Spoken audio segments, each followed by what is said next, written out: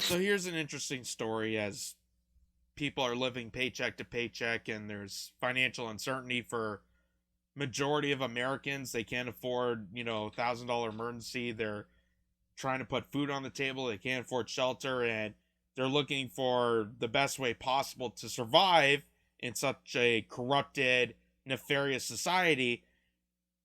This is interesting because I see a lot of talk about, the people that are pouring into America and they talk about people that are, coming to America. But this is a story about the mass amount of people that are leaving America to find alternatives of living.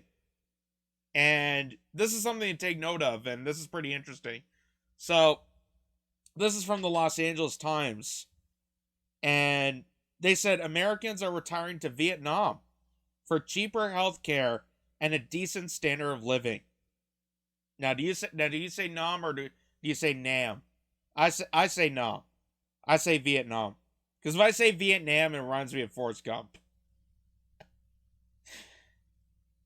Just reminds me of that movie. I'm going to fight in Vietnam with Lieutenant Dan. Maybe go home and eat some shrimp with Bubba. And that's as much as I'll do with that movie, because maybe I'll get a copyright strike if I do any more impersonations. But this is an actual story. This is an actual story, and there's a couple articles out here of American citizens that are just fed up with the system, that they're ditching the American way to go to outskirts, and they go like to different continents or whatever, and to go to Vietnam. It's pretty interesting, considering, we were told Vietnam was this, tirade. It was this, the Vietnam War, all the craziness. You saw all the Hollywood movies that were trying to glamorize, the bloodshed and tyranny and the mystical jungles of these savages that were just dominating over people. And now people are going over there for decent standards of living, better than the richest country on the face of the earth. What does that say? What does that say? So it says, when John Rockhold drew a low number 12, in the 1971 draft lottery, his adolescence in the San Fernando Valley changed forever.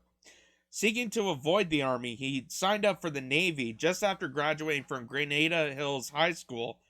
As an enlisted petty officer, he spent months operating boats that dropped off seals at night along long and humid Vietnamese shorelines where American troops were trying to stop the communist North from taking over the South. More than 58,000 U.S. service members died in the war, and since it ended in 1975, innumerable American veterans have returned to Vietnam seeking understanding, forgiveness, or reconciliation. Isn't that amazing that veterans that fought in these wars are actually trying to have remorse and sympathy and realizing that, humanity, that we need to get together, we need to find common goals and get along. Like, that's amazing. That's amazing. As opposed to, when Jon Stewart interviewed Hillary Clinton and Condoleezza Rice, they didn't have any remorse. They didn't have any empathy. They didn't have any forgiveness, understanding, or reconciliation. They just said, it's no big deal. So we invaded Iraq. So we killed a bunch of people. It's no big deal. We fought in Libya. The gold palace, the best standard of living in Africa. We just flattened it. No big deal. No conciliation. No remorse. No second thoughts. So people died. Big whoop. It goes to show you the lack of connection with humanity. But now some are coming for more mundane reasons. Inexpensive housing, cheap healthcare, and a rising standard of living. God, it sounds like socialism is crap over there. Because you hear that argument all the time. You hear that argument all the time that, these countries that are more socialist, they're doomed to fail. Every socialist country has failed. It's always failed in every single country, and that's why we can never have it. But then you go to realize that every country that had a socialist program that failed was because the United States intervened for it to fail. We were the ones that destroyed it. If socialism was that terrible, wouldn't it just fall on its own? Wouldn't it just died off on its own? If it's so terrible for the people, why wouldn't it just, you just let it be and then just it goes away? But no, we came in and destroyed it because it's not dangerous for the working people. It's not dangerous for the people in the country. It's dangerous for the imperialistic system in which the United States profits off of. And that's what people fail to understand when they use that argument of, oh, socialist countries always fail. They always fail because we intervened for it to fail. We're the ones that are making it worse. We turned countries upside down. We turned Libya, which was one of the, greatest standards of living in Africa, on its head. Now they're doing sex slaves, and now it's incompatible. After his military career, Rockhold worked as a defense contractor, operating mostly in Africa. He first returned to Vietnam in 1992 to work on a program to help economic refugees. He settled in Vietnam in 1995, the same year the United States and Vietnam normalized relations. He married a Vietnamese woman in 2009. In fact, he liked it so much that he persuaded his mother to move to Vietnam from Santa Maria, California, also in 2009. God, such heartbreak. I mean, you're going to miss out on the kale smoothies, the treacherous traffic, all the tent cities in Los Angeles. What else is there? The surfing, the class warfare of the Beverly Hills elites and the South Central people. Like, oh, she's gonna miss out on so much, and for what? Better living standards, cheaper housing. You can actually afford to live in a decent place. Ugh. It's just so terrible for them. She came for the wedding and decided to stay, he said with a laugh. She lived in Vietnam to her death in 2015 at age 94. Rockhold, now 66, sits on several boards and is raising two children, 10 and 9, with his wife, Thu Viet Ninh. I'm not even going to try to pronounce that correctly.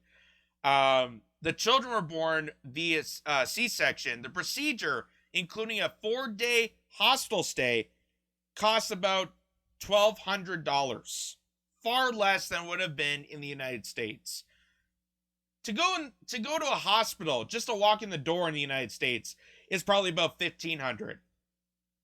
And I'm Canadian, so I don't have any personal experience with that, but that's what I've been told. Just to walk in the door of an American hospital is about $1,500. Just to walk in and to see one doctor. That's not including the procedures, x-rays, anything like that. Just to walk in the door is $1,500. So, even with private health care, somehow Vietnam made it cheaper and affordable for people than the United States. I would argue that, they should make it public, and public health care, I strongly support Medicare for all. But again, I always hear arguments about, the private healthcare system. Oh, we got to do it because the innovation of healthcare depends on it. We got privatized so we can innovate healthcare. Well, if innovation is supposed to make things cheaper and better for people, why is it in the United States it's failing? Why is it in Vietnam that has a smaller population, has a smaller GDP? How are they doing better at private healthcare than the United States? And the United States proudly goes along with private healthcare. They will do anything to get rid of any publicization, socialized healthcare whatsoever. Is that something? Is that something? The family lives in a 20th floor condominium overlooking the Saigon River and a sprawling city below. They bought the 4-bedroom, 3.5 bathroom unit, measuring about 1,800 square feet, along with a separate veranda, for about $250,000 in 2011. You know that $250,000, even here in Canada, can't buy you squat. Like, you can barely buy a box in Toronto for that money. $250,000, like, that would be the price of a home back in the 90s. Like, I think that was what my parents paid for a house at one point back in the day. Now you don't even see that. Now it's like triple that, quadruple that. Rapid growth in Vietnam and Southeast Asian neighbors has created a situation that would have been unthinkable in the past. Aging American boomers are living a lifestyle reminiscent of Florida, Nevada, and Arizona. But in Vietnam, monthly expenses here rarely exceed $2,000. I'll say it again. Monthly expenses here in Vietnam rarely exceeds $2,000. No wonder why the boomers are flocking there. No wonder why. And this is something to note. Because, people are so concerned about people pouring into this country, but you also see a vast exit of Americans that are fed up with the system, fed up with the country and the scrutiny and the corruption within, that they're going to Vietnam, they're going to other countries, they're going to Europe to buy housing over there, because somehow they made it work. They made it work in Nordic countries, they make it work in Southeast countries, they're making it work all over the place, but in the United States, they just somehow it doesn't work out for them.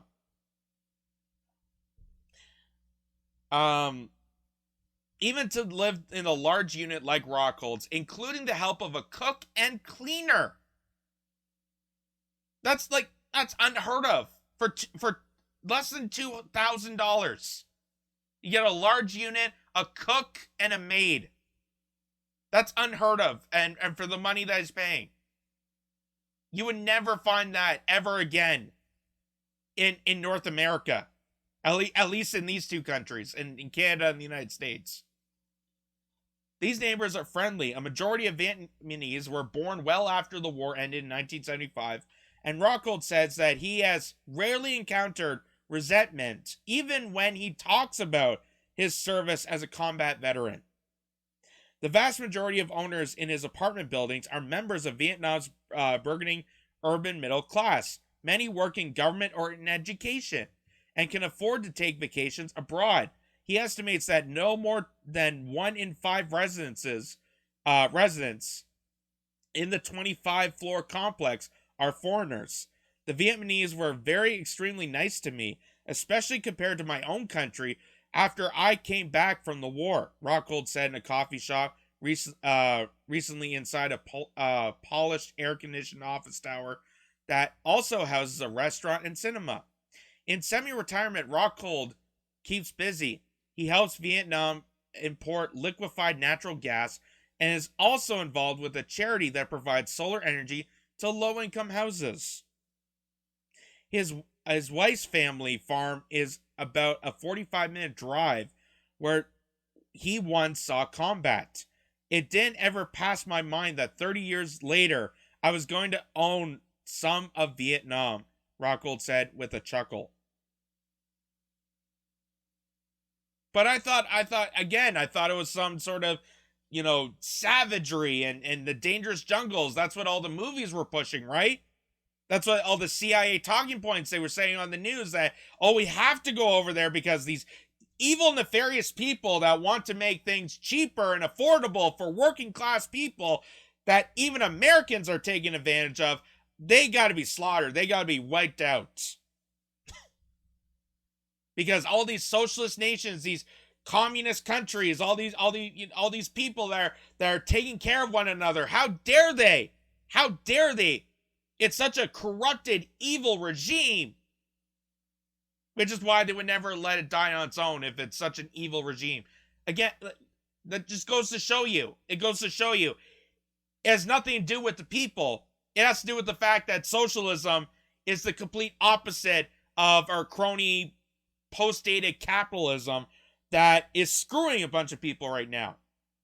That is our imperialism, our military-industrial complex, our surveillance state, our Orwellian nightmare that we're currently in right now is screwing so many people that they're looking elsewhere.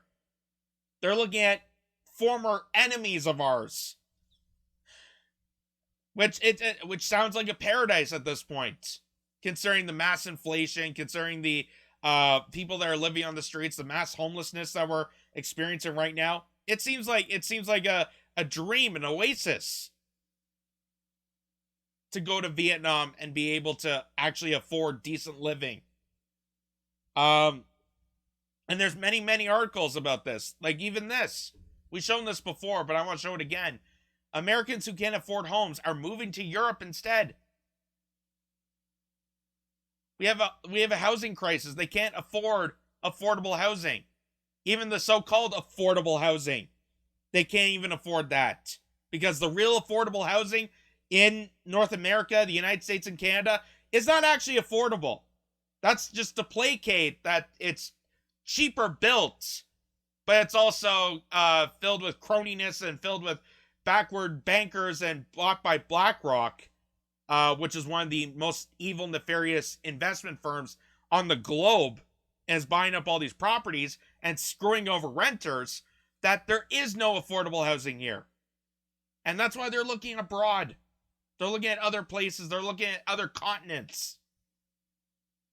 And if they actually do a survey, like if Gallup ever does a poll, which I'll be interested if they actually did, if they ever do a poll to see how many people, if they had the choice, to either stay in America where they're working paycheck to paycheck, 3 or 4 jobs, and barely making ends meet, and having the opportunity to go to Europe or go to Vietnam, I would really like to know the response. I think that should be noted. The amount of people that are massively exiting America. You can be concerned about the people pouring into the country. To sound like Fox News here. You can be concerned about the people coming into the country, but also be concerned about the people that are exiting and leaving and saying screw you because your system is completely failing people, that they're looking elsewhere. Prohibited housing prices, a strong dollar, and political rancor have contributed to a wave of Americans relocating to Europe. And I've seen many of these articles. Like, you can go buy a house in Sicily, a decent bungalow for 90 grand in Sicily.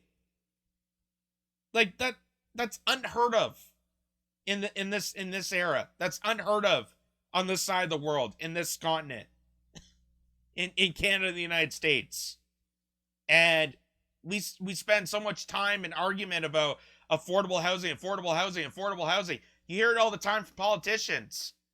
But then they go to backwards deals. They go behind closed doors. They go meet with investment bankers. They go meet with BlackRock and other lobbyists to screw over the renters. So there's no real solution to affordable housing when you have a corrupted system. I mean, Finland figured out the homelessness crisis. Mississippi even figured out the homeless crisis. They built more houses. And they actually made it affordable because it was not bought out by some investment firm. So how is it these places can figure it out, but the richest nation on the face of the earth that say they're, for liberty and freedom and the pursuit of happiness, have screwed over people so badly that they're going to their quote unquote enemies. Like, this guy fought in this war. He was fighting against Vietnam, and now he's living over there saying it's a beautiful paradise. That it's wildly something to think about. And I think America should take note of this, to the fact that your country and your system that you claim is number one and on the books and the most prosperous and living the American dream. Well, it turns out the American dream is being exported. Apparently, it's being outsourced to other countries. Because this guy's able to get a decent house and a cook and a maid and be able to afford his bills and have a way better retirement than any place in the United States or Canada. That's just unbelievably wild. And it probably will not go heard anywhere else outside of the LA Times. Unless they want to say that, try to use this as socialism is still bad. It just amazes me.